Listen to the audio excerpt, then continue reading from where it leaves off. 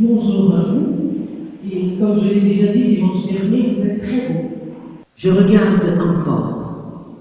Je vois l'agneau debout sur la montagne de Sion. Ce sont les paroles de Jean de Patmos dans le livre de la Révélation. Puis je vois un autre signe qui vole très haut dans le ciel. Il doit annoncer aux habitants de la terre une bonne nouvelle qui est pour toujours. Il doit l'annoncer à tous les pays, à toutes les tribus, aux gens de toutes les langues et à tous les peuples.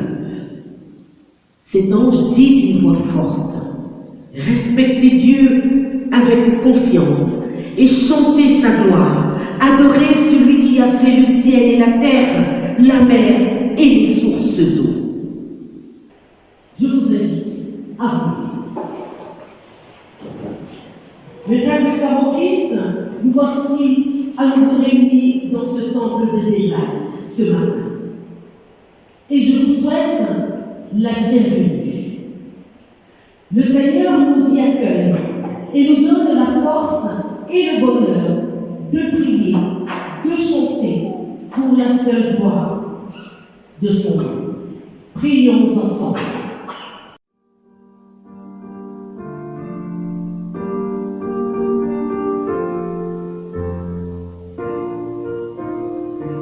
Seigneur Jésus-Christ, nous te louons et nous te bénissons, car nous sommes tous comme la femme samaritaine. Bien souvent, nous nous pensons indignes de recevoir de toi une parole. Et pourtant, c'est à nous que tu dis « j'ai soif », comme pour dire « j'ai soif de toi ». Gloire te soit rendue. Oui, Seigneur Jésus, nous te louons et nous te bénissons d'être ici en notre Église, qui n'est ni sur la montagne sainte, ni à Jérusalem. Nous croyons que l'heure est venue où par toi nous pouvons, nous aussi, adorer le Père dans le temple saint que nous sommes. Fais de nous de vrais adorateurs, en esprit et en vérité. Oui, Seigneur, nous le croyons. Dieu, ton Père, est esprit. Donne-nous ton esprit, afin que tout notre cœur, nous puissions proclamer. Viens, Esprit de sainteté.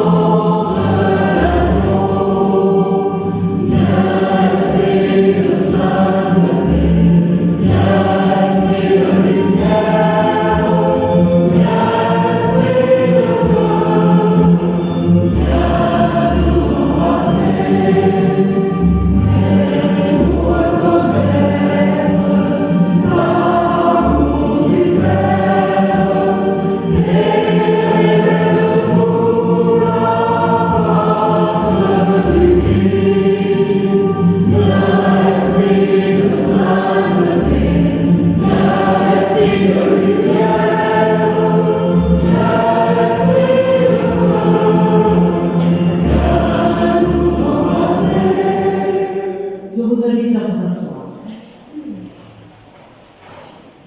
L'Éternel est grand et très digne de louange. Nous sommes un peuple que Dieu a libéré pour que nous célébrions bien haut ses œuvres merveilleuses. Mes chers amis, voici le culte de la louange et de l'adoration. Notre communauté est dans la joie. Parmi nous se trouve une personne très importante qui se nomme Lily. Je vous la présenterai plus tard. Le Seigneur a dit à ses disciples, « Laissez venir à moi les petits enfants. » Il les a entourés de sa douceur, il les a bénis. Alors réjouissons-nous, chantons ensemble, prions ensemble et élevons des voix d'adoration vers celui qui nous a réunis en ce jour béni de lui. Laetitia et David, vous avez demandé la bénédiction de Dieu sur votre famille. Veuillez vous approcher avec Lily Maria.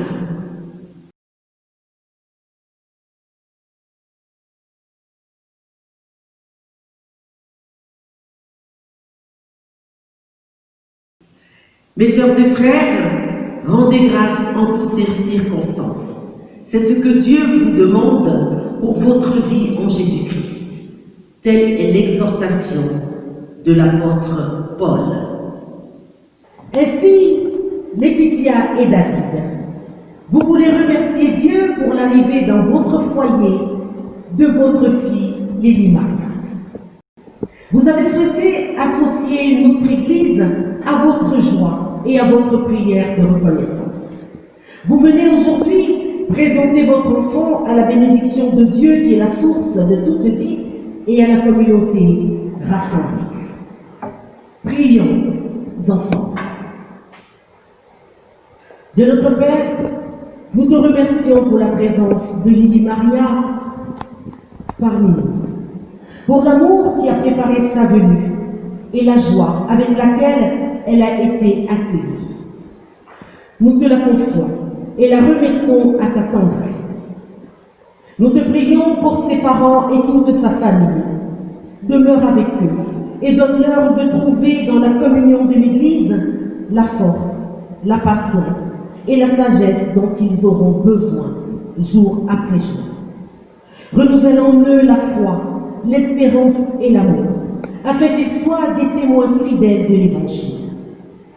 Qu'ainsi cet enfant que tu leur as donné puisse être baptisé comme prévu le 5 septembre qui vient, et que le moment venu, Lily Maria reconnaisse elle-même que Jésus-Christ est le Seigneur et qu'elle demande la confirmation de son baptême. Amen. Membres du corps du Christ, je vous prie de vous lever, afin que par notre geste, nous affirmions que toute la famille est placée sous la bénédiction de Dieu. Et puisque circonstances obligent, je ne peux pas me rapprocher de Lily Maria, alors nous allons la bénir ensemble. Nous allons lire ce texte ensemble et lever nos mains sur Laetitia, David et Lily Maria. Lily Maria, Dieu te bénit et te garde, ainsi que tes parents et tous ceux qui t'entourent de leur affection. Dieu est fidèle, il remplit de joie et de paix celles et ceux qui placent en lui leur espérance. Son amour les accompagne chaque jour de leur vie. Amen. Voici ce que la Bible nous dit. Dieu notre Père est le seul Seigneur. Tu aimeras le Seigneur ton Dieu de tout ton cœur, de toute ton âme, de toute ta pensée et de toute ta force. Ce sont là des exhortations. Ces paroles, tu les graveras dans ton cœur et tu les enseigneras à tes enfants. Tu en parleras quand tu seras dans ta maison ou en chemin. C'est à cela que Dieu vous appelle pour Lily Maria.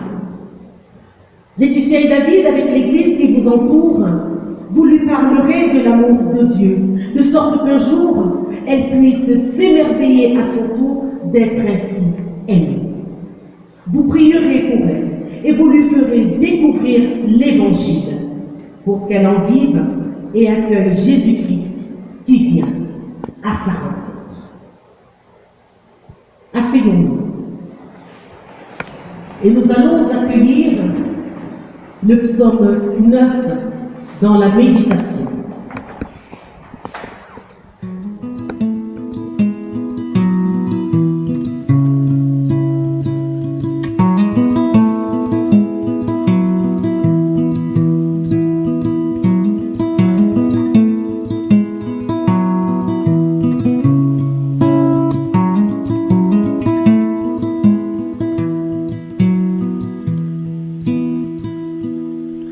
Je louerai l'Éternel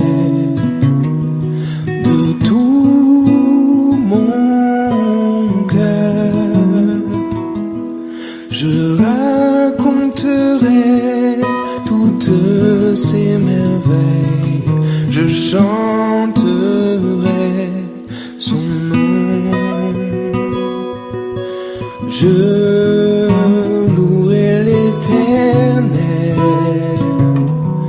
de tout mon cœur. Je ferai de toi le sujet de ma joie. Alléluia.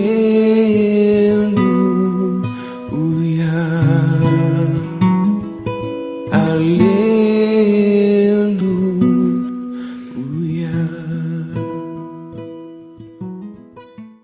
Frères et sœurs, voici Lily Maria. Elle est comme cette rose. Elle va grandir au milieu de vous et vous vous réjouirez en sa présence. Avec ses parents, vous aussi vous prierez pour elle. Vous l'accompagnerez dans ses découvertes et vous lui ferez partager votre louange. Souvenez-vous des paroles de Jésus. Après avoir béni les enfants, il les présenta à ses disciples en disant: le royaume de Dieu appartient à ceux qui leur ressemblent. Celui qui n'accepte pas le royaume de Dieu comme un enfant ne pourra pas y entrer. Être un enfant, c'est encore avoir la capacité de s'émerveiller devant cette œuvre du Seigneur, alors que nos genoux fléchissent et que nos langues le bénissent, car grandes et merveilleuses sont ses œuvres. Levons-nous.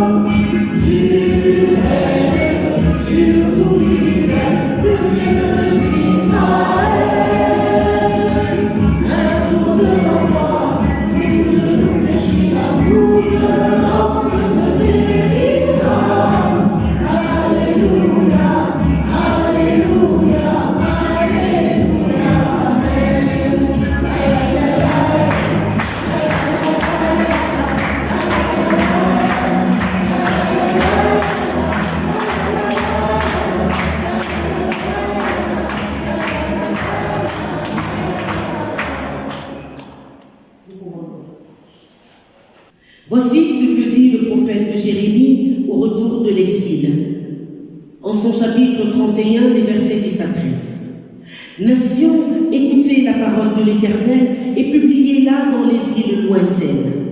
Dites, celui qui a dispersé Israël le rassemblera, et il le gardera comme le berger garde son troupeau, car l'Éternel rachète Jacob. Il le délivre de la main d'un plus fort que lui. Ils viendront et pousseront des cris de joie sur les hauteurs de Sion. Ils accourront vers les biens de l'Éternel, le blé, le mou, l'huile, les brebis et les bœufs. Leur âne sera comme un jardin arrosé, et ils ne seront plus dans la souffrance. Alors les jeunes filles se réjouiront à la danse, les jeunes hommes et les vieillards se réjouiront aussi.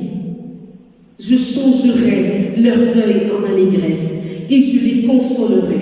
Je leur donnerai de la joie après leur chagrin. Comme ce peuple, Israël, nous avons été dispersés dans les quatre coins, reclus chez nous pour fuir l'envahisseur. Notre envahisseur, cette pandémie qui a pris possession de notre territoire, des endroits où nous avions l'habitude de nous retrouver, en famille, au travail, pour faire nos achats, et bien évidemment dans notre église locale. Dans ces circonstances, on se demande souvent si Dieu a voulu que tout cela arrive. Et si oui, pourquoi? Que veut-il nous dire par cela? Cette question est légitime parce qu'on ne comprend pas ce qui nous arrive. Alors Jérémie, dans ce texte, propose une réponse lorsqu'il dit « celui qui a dispersé Israël ». Bien entendu, il parle de Dieu. Est-ce que le Seigneur a fait punir Israël de quelque chose? Oui, d'après Jérémie. Avant le texte que nous avons lu, Jérémie dit qu'Israël a eu une attitude indigne de Dieu. Mais qui est donc ce Jérémie? Jérémie est un prophète. C'est le porte-parole de Dieu qui a prophétisé en 626 avant Jésus-Christ, lorsque le roi Josias était au pouvoir. Il était roi de Juda. Josias va mourir en 609, si mes souvenirs sont exacts. Et le royaume de Juda est très troublé. Les rois et les responsables du peuple ne savent pas quelle politique choisir. Certains pensent qu'il faut demander du secours à l'Égypte. Quant à d'autres, ils pensent qu'il faut accepter le pouvoir babylonien qui sévit. Et Jérémie est de cela. Notre prophète, qui a parlé près de 40 ans, prend parti dans le débat politique de l'époque. Il interprète alors la catastrophe comme la conséquence de l'infidélité du peuple envers son Dieu. C'est la raison pour laquelle il propose d'accepter le pouvoir babylonien et l'exil comme une épreuve. Pour Jérémie, si le peuple accepte de tout perdre, il pourra connaître une nouvelle relation avec Dieu. Mes frères et sœurs, face aux difficultés que nous rencontrons, il nous arrive de dire « Qu'ai-je fait au bon Dieu pour mériter tout cela ?» Et même face à la mort, nous pouvons dire aussi quelquefois « Le Seigneur a donné, le Seigneur a repris ». Si vous observez bien les réactions des gens, ces phrases sont polémiques. Certains sont tout à fait d'accord avec cela et d'autres les rejettent. Moi, je crois qu'on peut se situer dans une autre compréhension, celle que les théologiens proposent, la théodiké. Oui, c'est un gros mot, mais théodiké signifie tout simplement justice de Dieu. En fait, c'est une tentative d'explication de l'apparente contradiction entre l'existence du mal et deux des caractéristiques propres à Dieu qui sont sa toute-puissance et sa bonté. En effet, comment affirmer que Dieu est bon, infiniment bon, et accepter le mal qui nous rattrape? Il s'agit, je crois, pour chacun de nous, de tenter de résoudre la grande question propre à l'humanité, à savoir la coexistence de cette puissance bonté de Dieu et le mal qui se rencontre dans le monde. Alors il y a eu plusieurs tentatives de réponse. Je ne vais pas vraiment vous en livrer une, mais quelques bribes de celle de Leibniz, ce philosophe qui, en 1710, dans Essai de théodiké sur la bonté de Dieu, la liberté de l'homme et l'origine du mal, plaide la cause de Dieu et tente de repousser les attaques dirigées contre la providence divine.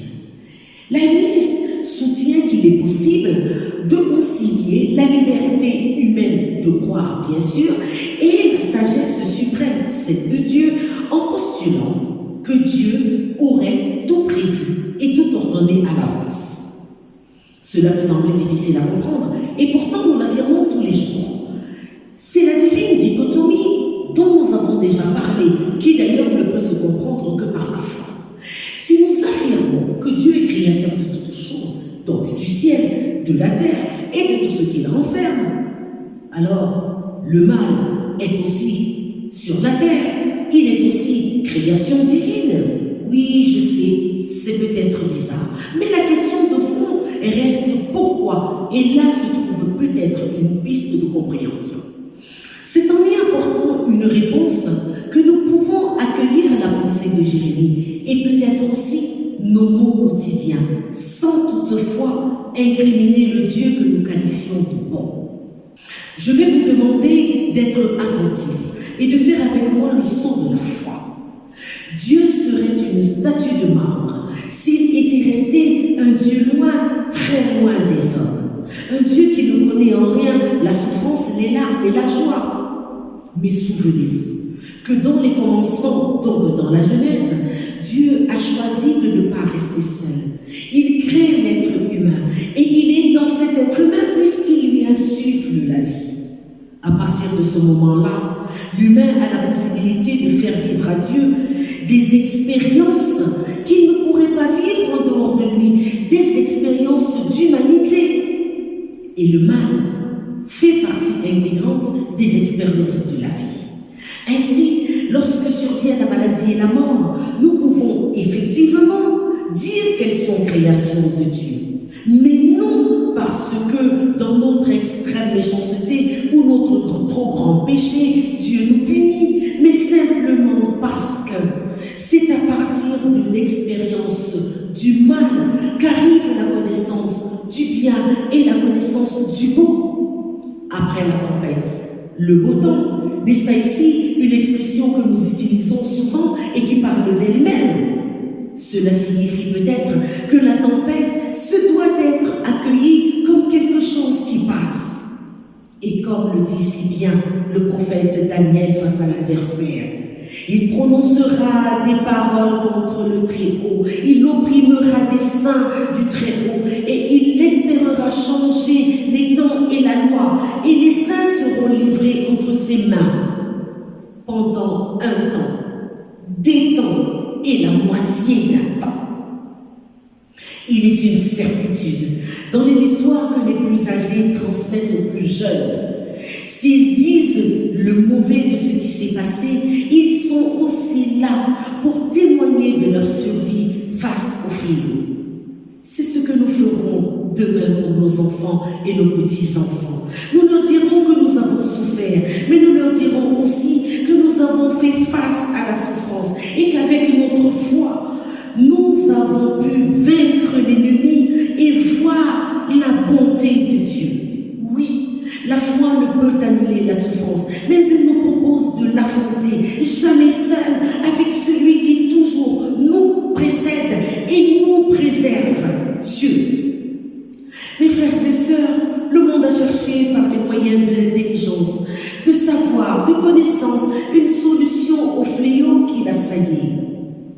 Le monde a trouvé sur cette voie l'éternité de la création qui a repris le dessus sur la bêtise humaine. Il a trouvé la force régénératrice de la nature elle-même et de l'homme. Ceci par le seul fait que Dieu ait tout créé ainsi, et surtout qu'il ait donné à l'homme cette intelligence qui lui permet à son tour de créer.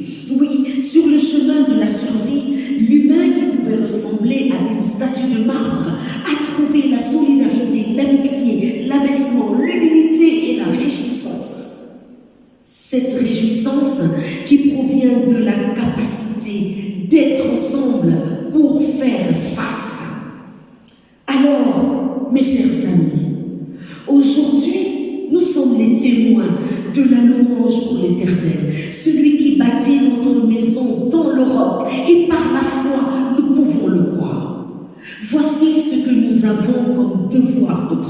position vis-à-vis de notre descendance. Et cela à la suite du peuple d'Israël. Nous devons leur dire notre foi. Dieu notre Père est le seul Seigneur. Nous devons leur apprendre à aimer le Seigneur notre Dieu de tout leur cœur, de toute leur âme, de toutes leurs pensées et de toutes leurs forces. Ces paroles, nous devons les graver dans notre cœur et les enseigner à nos enfants. Oui, il nous faudra en parler quand nous serons dans nos maisons ou en chemin. C'est à cela que Dieu nous appelle. Nous sommes l'Église qui les entoure. Et ils sont l'Église d'aujourd'hui, pas l'Église de demain. C'est aujourd'hui que nous ouvrons les portes et que nous leur présentons la plus belle louange à Dieu que nous puissions faire. Nous leur parlerons de l'amour de Dieu, de sorte qu'un jour, notre descendance puisse s'émerveiller à son tour d'être ainsi aimée. Nous prierons pour les nôtres et nous leur ferons découvrir l'Évangile pour qu'ils en vivent et accueillent Jésus-Christ, né des tribulations d'Israël, qui vient à leur rencontre. Nous voici rassemblés, jeunes et vieux ensemble. Nous avons trouvé la voie qui parle et la voie à suivre. Amen. Amen. Amen. Réjouissons-nous ensemble. Oui, jeunes et vieux, réjouissons-nous ensemble.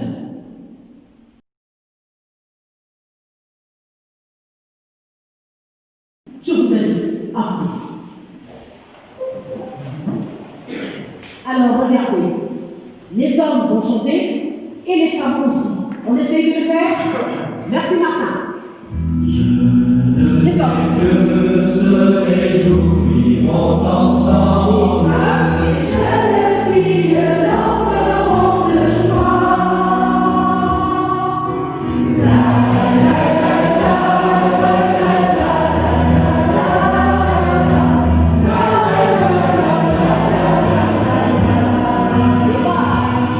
Je changerai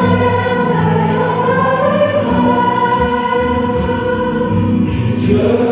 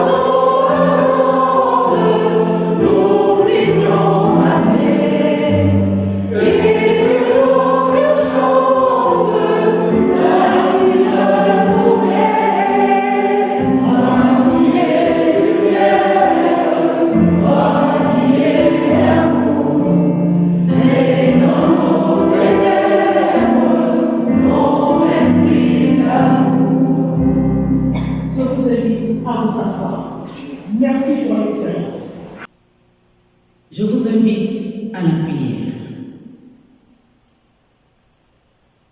Le Seigneur est ma lumière et mon salut. De qui aurais-je crainte? En cette heure où la mort nous fait douter de la vie, où l'épreuve nous fait douter de ton amour et de ta puissance, Seigneur, tiens-nous dans ta main. Dans notre nuit, fais briller ta lumière. Seigneur, quand notre foi chancelle et que ton amour paraît s'éloigner de nous, quand l'épreuve nous semble incompréhensible et que le découragement nous saisit, toi, notre Père, aide-nous. Seigneur, tu es la force des faibles, le réconfort des affligés, le refuge de tes enfants en tout temps. Par la puissance de ton esprit, viens au secours de la faiblesse de notre foi. Tiens-nous debout dans l'espérance. Ô Père, reste avec nous. Garde-nous pour toujours dans ton amour en Jésus-Christ. Il est notre lumière dans les ténèbres. Il vient nous donner ta paix. Il nous rend calmes et confiants. Amen. Tous ensemble, nous chantons la prière avec les mots de Jésus. Et cette prière nous sera conduite par le groupe Glorious, le Notre Père. Ensuite, nous accueillerons leur beau témoignage. Merci pour Benjamin et Thomas. Alors, ceux qui savent chanter c'est notre Père, allons-y. Les autres, nous nous y donnons. Merci Martin.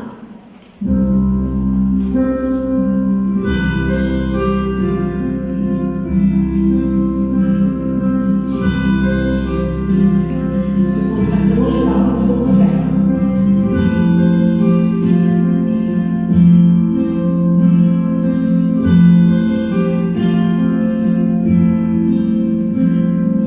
Notre Père qui es aux cieux,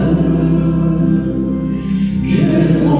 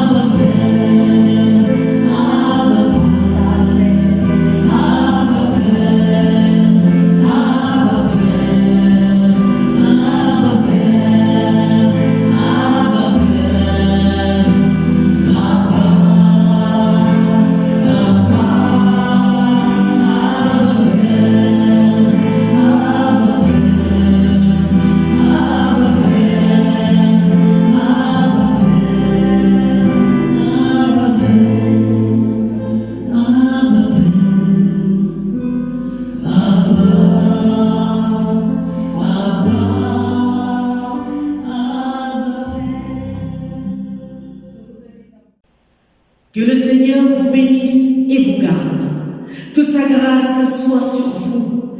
Rendons-lui gloire et que l'Esprit Saint nous libère de la tristesse et de la peur. Amen.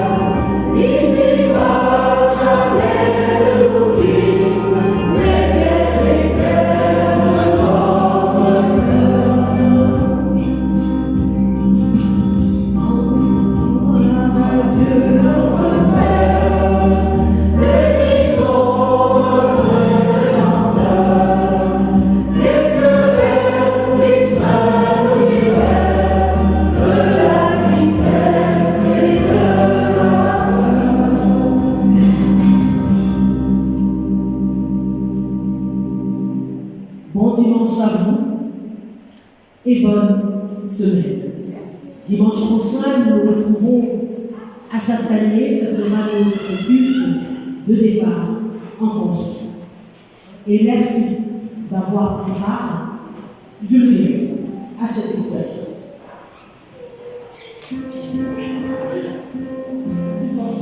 Ah oui, il faut repartir par les côtés. C'est ce que je suis supposée faire. Ça.